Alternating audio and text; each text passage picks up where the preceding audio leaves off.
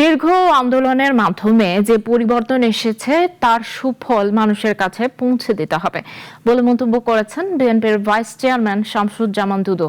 জাতীয় প্রেস ক্লাবে গণতন্ত্র ফোরাম আয়োজিত শিক্ষা বিস্তারে অন্তরায় মাদক ও আওয়ামী দোসরের গভীর ষড়যন্ত্র শীর্ষক মতবিনিময় সভায় এসব কথা বলেন তিনি। বলেন, বিগত সরকার ছিল ফ্যাসিস্ট ও শতভাগ গণবিরোধী একটি সরকার। গণতন্ত্র রক্ষা এবং দেশবিরোধী ষড়যন্ত্র মোকাবেলায় সবাইকে ঐক্যবদ্ধ থাকার পাশাপাশি সরকারের ইতিবাচক উদ্যোগে সহযোগিতা করার আহ্বান জানান তিনি।